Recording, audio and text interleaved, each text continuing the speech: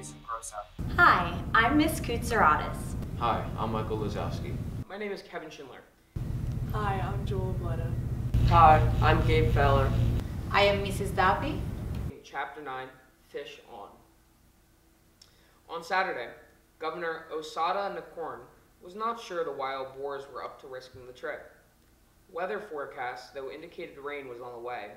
If water poured down, overwhelming the diversions, overpowering the pumps, and flooding the chambers where rescuers needed to work and supplies were stashed, the one option that had any chance of success would be lost. The rescue or the tragedy would begin on Sunday. Sunday, July 8th, cave mouth, 10 a.m. Aronson volunteered to bring out the first player. Stanton, Valentin, and Jewel followed on the 3-hour dive to reach the team. In the other chambers, 9 more foreign divers, and from Chamber 3 to the entrance, 5 Thai SEALs also had roles to play. Understanding that the rescue was about to begin, the crowd of family, volunteers, friends, and media rushed to the cave. This time, though, the authorities put up a green curtain, masking the cave entrance and separating those essential to the rescue from everyone else. Every reporter, camera operator, and commentator was moved back 1,500 feet, about 450 meters. There was no time for the chaos of the earlier days. The rescue team added another form of curtain as well. They would not release clear information on which person would come out and when. That way parents would not know when an individual wild boar was in danger or en route. Better that all wait in hope and fear together. 13 ambulances parked by the entrance. Chamber 9. Harris is known for his relaxed and calm and confident bedside manner. He had gotten to know the team and they trusted him. He explained to each young man that the plan was for him to be asleep throughout the trip and asked each one for his individual consent. All agreed. Mallinson arrived. Today, night, Nick, Note, and Turn were going to risk the journey. The first wild boar, WB.1, was in his wetsuit, fitted with his buoyancy jacket and his full face mask, and given ketamine, a sedative known to be safe and well suited to young people, as well as atropine to limit how much saliva he produced, so he would not drown himself. The boys were then bound with their hands behind their back and their feet tied together to keep them motionless and streamlined. At this point, WB1 was a sleeping package. As they slipped into the water, the diver was worried. The very first leg was a long dive, more than 1,000 feet, about 350 meters. Every second along the way, Mallinson wondered if the masked seal would hold. If it didn't, his only choice would be to swim as fast as he could to get the sleeping teenager to air in Chamber 8. Considering that very possibility, the rescue team had decided to fill all the wild boar's gas tanks with 80% oxygen. Each sleeping person might just have enough oxygen in his lungs, then snatch and grab. Mallinson was now doing a version of the techniques Stanton and Valentin had used when they rescued the trapped water pump workers from Chamber 3. With one hand, he pulled along the guide rope, the line that had been carefully laid throughout all the flooded sections. With his free hand, he grasped the handle on the back of the teenager's buoyancy jacket. WB1 was carried along beneath Mallinson's face mask down so that any water that entered would drain away from his face. The diver must keep his body between the buoy and any hanging stalactites. Any obstacles that might bump him, dislodge the mask, or dent the equipment. Chamber 8. Mallinson and his living package arrived safely. That was very good news. The seal was holding, the sedative working. Challen and another diver met Mallinson and helped bring the boy out of the water. Now the 3 of them needed to carry the sleeping boy across the 450-foot, 137-meter chamber. Finally, at the edge of the chamber, Mallinson slipped into the water and set off again with his sleeping wild boar. Disaster. WB1 started to stir. The drug was wearing off. Mallinson took out the extra loaded syringes he had brought just in case. In the high water, the syringes began to float. Mallinson reached to corral the syringes while searching for his separate store of needles. Quickly, but without rushing in the total dark, he needed to hold WB1, find a needle, gather the syringes, administer the dose, return the needles to the dry tube carrying case, and finally, as the boy returned to sleep, Mallinson could swim on. Twice more as he swam, the diver needed to put his stirring passenger back to sleep. Harris had carefully calculated the amount of ketamine to protect the boys, but each dose would last only about 40 minutes. That meant that a version of Mallinson's adventure would be repeated with every single wild boar. While the boys would remain asleep, as the injections wore off, they would become restless. Their unseeing eyes would open, and the diver would need to inject them once again. Chamber 3. Sergeant Briskman, the one member of the U.S. pararescue team with cage diving experience, was waiting, reviewing his assignment, making sure he knew exactly what he was going to do in every contingency. Tug. There was a tug on the guideline. Someone was close, no more than a 15-minute dive away, and the clutching guide rope as he swam. The team in Chamber 3 sent the first WhatsApp message ahead. Fish on. There was a fish on the line, meaning someone was coming. Mallinson and his sleeping passenger emerged from the water. Sergeant O'Brien rushed to take the teenager out of the diver's hands, turned him on over his side, and listened next to the mask. The boy was breathing. Then he checked his vital signs. He's good, O'Brien signaled. Now WB-1 was bundled into a green plastic rescue stretcher called a sked, which was attached to the rope and pulley system that would carry him over past the boulders. Tie seals met there, checked him again, and passed him along to Sergeant Briskman. He and a partner, Sergeant Merchant, carried WB-1 through 65-foot sump, perhaps the same one that Stanton and Volton had navigated with the water pump workers, through the chimney to Chamber 2. Chamber 2 was not flooded, but presented its own hazards. The Spanish diver Fernando Rigel had arrived on the day the wild boars were found, and had been part of the crew shuttling from Chamber 3 to the T-junction. Now he was part of the team in Chamber 2. Stones littered the ground, and there were holes where it could be easy to stumble, and waist-high rock formations you could knock into. Learn the rocks, Rigel had warned. No need for few accidents. As the first diver approached, Sergeant Galindo was in the first chamber reviewing his assignment. A PJ, a member of the pararescue team. He had spent 2.5 years training to be able to find and recover people from difficult conditions ranging from high mountains and deep sea to urban combat zones. Through his unit's primary mission was to assist downed fighters. He was equally eager to put his skills to use for 13 people in a Thai cave. He was facing the moment for which he'd been preparing for years. Wrapped tightly in his sked, the wild boar was pulled across 100 to 200 feet of rope. Highlight from Sergeant Hopper to Sergeant Galindo. Within his chamber, they had the advantage of being able to communicate by walkie-talkie. Galindo took the sked off the rope, and again, did a brief but important check. The teenager was alive, breathing, and had oxygen in his tank. All good. 4 men were there, waiting their turn. One man on each corner, they carried the sked on the 15-minute walk to the narrow, very slippery path leading down to Chamber 1. 20 Thai SEALs stood shoulder to shoulder down the 30-foot path. They passed WB-1 down hand over hand, and there was no chance of him slipping. Waiting at the bottom was a Thai medical crew, ready for their assessment.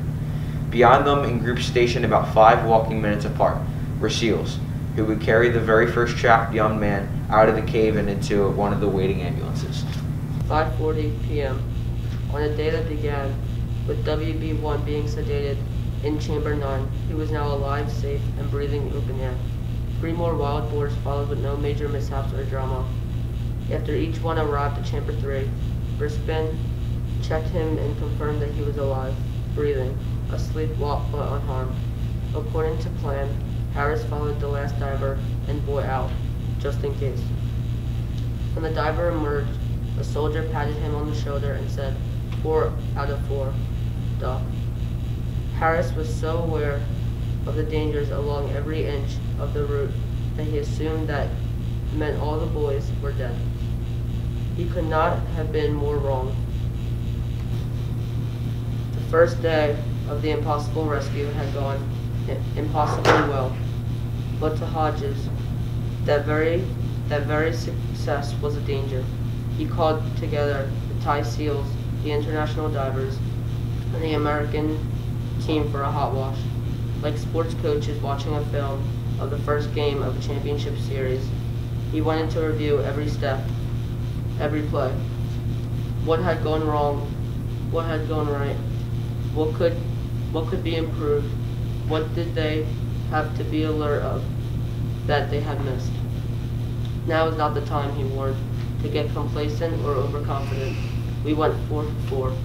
We hit a home run, but we can still improve. The major thought they did not have enough control over who came in and out of the cave, and had not communicated between groups as well as they could. But he and Anderson thought all the teams should stay together in the same combinations and the same stations. Challen and the team in Chamber 8 realized that they needed more crew, saving the divers from having to carry the boys, and could take their gear off and put it back on much more quickly. With help, they could save a good deal of time. Monday, July 9th. Overnight, the chambers were resupplied. Divers were ready. The team in Chamber 9 was waiting. Today, Boo, Dom, Adul, and Mick would go. The weather was dry and the pumps working. Everyone had a day's experience, so they enjoyed a bit more trust that the plan could work. Planning, training, and the weather helped. 4 more wild boars made it out safely. With the lessons learned from the first day, escape times were reduced to 9.5 hours. Still, there was one more major challenge ahead. The smallest boys had been held back until the 4 rightful face masks could be brought to them. Stanton was concerned about their ability to make the trip, and was thinking about the device Musk had promised. Musk himself had reached the cavern, and may even have managed to get to Chamber 3. His mini submarine was delivered and ready, but the international team had experienced 2 days of success already. Some doubted that the machine was up to the hazards of the cave. The submarine was scheduled to be sent off to the Ministry of Science, and one last time they would have to trust the mask and the divers. Outside the cave, the only group of wild boars, the 19 and under squad, were set to play their first game since their teammates had disappeared. Instead of their normal red and white, the players wore black in honor of Surgeon Sam. The Mayside League Cup was a major tournament for them, and they were one of the 20 teams from throughout their region. On that day, even as the American pararescue team, the Australian doctors, the British and international cave divers, the Chinese rope and pulley specialists, the Japanese irrigation experts, the Thai SEALs, water pump workers, policemen, birds' nest collectors, cooks, barbers, farmers, students, swimming pool volunteers, map makers, government officials, and especially Eck and the 12 players were mastering the cave. The wild boars defeated the northern kids 5-1. On that day, everybody won, but inside the cave, Eck, 4 wild boars, and 3 Thai SEALs were still awaiting rescue, and the most treacherous day was yet to come. Tuesday, July 10th, landslide. Eck, Titan, Marc, T, and Pog were still in Chamber 9, along with 3 SEALs, Dr. Pack and Dr. Harris. Bringing out Eck and the 4 wild boars in one day would mean one diver would need to make 2 trips. Once the team was gone, the SEALs and Dr. Harris would dive themselves out. The divers were getting tired and water conditions were worsening. Rolling camera 2. Ready. Action. Tuesday, July 10th, landslide. Eck, Titan, Marc, T, and Pog were still in Chamber 9, along with 3 SEALs, Dr. Pack and Dr. Harris.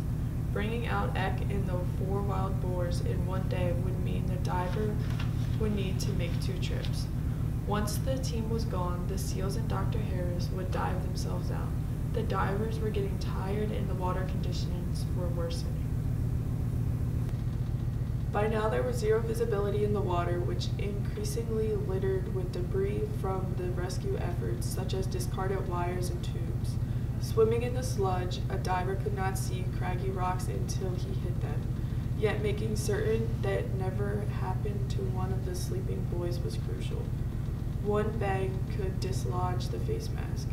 Now the most perilous spots, each diver had to clutch his silent player as close as possible to his face, cheek to cheek through their masks shielding him with his own face and body.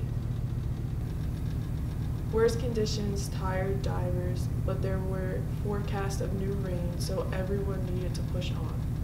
One by one, first Eck and then the boys were loaded into skeds, pulled along the guide ropes, carried across the chambers, hoisted along the pulleys, handed from one seal to another down the slopes, and brought out of the caverns until the first disaster struck. Fish on came the WhatsApp message in Chamber 3. A diver and a wild boar were on the way tugging the line. So far the rhythm had been the same. Message, then tug, then about 15 minutes later the diver and sleeping young man arrived. 15 minutes went past, no tug. 30 minutes, 45 minutes. Something was wrong, very wrong. 1 hour. Chris Jewell was the least experienced of the British diver. This was his first cave rescue. In the rapid current between chambers 4 and 3, he tried to move his sleeping passenger from one arm to another while holding the line. His hand slipped and lost the rope. Jewell groped for the line in the black water. Not here, not there. Cave divers know not to panic, not to rush, not to thrash around and worsen the situation. As Brisbane explained, in that type of true zero visibility, a light does not make any difference in your ability to see through the water. Many divers will simply leave their lights off to work purely by touch. This is what the experienced cave divers mean about not giving into panic. You are in extreme danger. You've lost your only guide rope. You're trapped with a sleeping person whose life is your responsibility in cold water in a cave with absolutely no light, which is time to think. You assess and arrive at your best, most logical plan. Emotions, as Hodge said, are not your friend. Finally, Jewell's finger found something solid, not a line, but a sealed electrical cable. No danger of shock, but where would it lead? He trusted that pulling along the cable would take him in the same direction as the rope, to Chamber 3. Before the cold water chilled, the boys were wore off. Jewell guessed and guessed wrong. He was pulling himself back into the cave away from the entrance. Sensing an air pocket, he pulled himself and his sleeping passenger into the waiting cavern. When he looked around and realized he was back in Chamber 4, where no one near helpers or the guide rope. Chamber 9. Melanson was back on his second journey of the day to bring out the very last wild boar, Marc. Marc had the smallest face, making it difficult to find a mask that would completely seal. But Harris had already put Marc to sleep and left on his own journey back. Melanson tried one mask, then another, then shoved off, hoping this final seal would hold. Chamber 4. Speeding along on his return journey, Harris noticed Jewell and his passenger marooned in the cavern. The doctor took the wild boar and swam along to Chamber 3. Chamber 3. Harris emerged, sleeping boy in tow. Sergeant Brisbane rushed to check. He's alive! Jewell followed and soon Melanson carrying Marc. Eck, the 12 wild boars, and their diver escorts were all out. They did not mean that everyone in the cave was safe. The people left in Chamber 9 were divers, so the entire Euro crew evacuated Chamber 8 through 4 and joined the teams in 3. Someone must have assumed that rescuing the team was the only challenge. So the spare oxygen tanks in 3 were being taken out. swimming alone without passengers or the need to go through the medical checkpoints, the last divers would move quickly, so they waited 2 hours after the last wild boar left to begin their swim. They had no support in the cave and no extra tanks left in resupply, but it didn't seem that they would need them. SEAL 1 arrived in Chamber 3, soon followed by SEAL 2. Landslide! Landslide! The code word for immediate disaster rang out in 3. One of the 3 pumps that was draining the caves and keeping Chamber 3 dry broke, or may possibly have been turned off. Water flooded into the chamber. This was what had happened to the trapped pumped workers days earlier. But now there were no extra oxygen tanks left in the chamber. Those who had their own tanks quickly dived out. Those who didn't slid as fast as they could on their bellies across the filling sump. Anderson urgently texted to the few remaining workers, "Get out! Get out!" 2 soldiers sped to the water sump while raising their heads above the waves to catch any bit of air, their lips nearly scraping the jagged roof. They made it, followed by the SEALs, who had been able to dive the treacherous sump using their air. The Chinese were the very last, leaving behind their rope life passage for future visitors to see. Everyone was accounted for and safe out of the cave. Eck and the 4 players were whisked off to the hospital to be checked carefully, to rest and to be fed. For the moment, they had to be out of the spotlight.